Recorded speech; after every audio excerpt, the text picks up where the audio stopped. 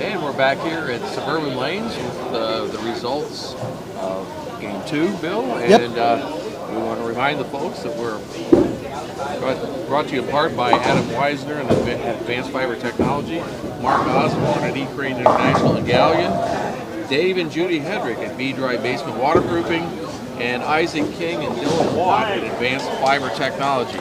So a couple of the bowlers got up to a little bit of a slow start there, but maybe picked it up here in the second game. Yeah.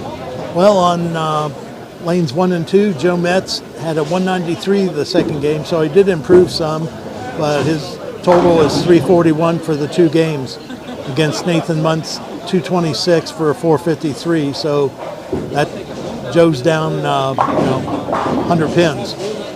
And on lanes 3 and 4, Brad Fairchild had a 202 for a 398 total after 2 against Mitch Long's 226, and gives Mitch a 461. So that's another big lead there.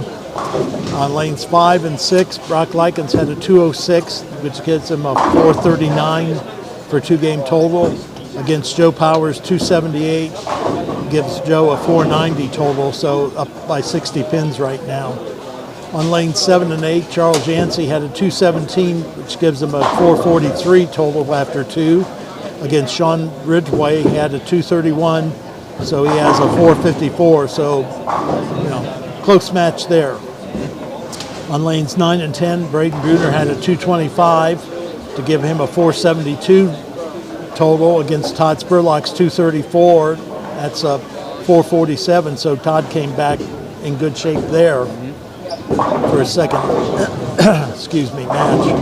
On lanes 11 and 12, Bob Lear Jr. had a 218 for a 466 against Mike Lear's 229 of a 438, so there's 30 pins difference there, 28. And then on lanes 13 and 14, Joel Butt had a 245 for a 505 series after 2 against Don McLaughlin's 223 for 455. So Donnie's got to get it in gear, and having some trouble on 14 that's not coming back right.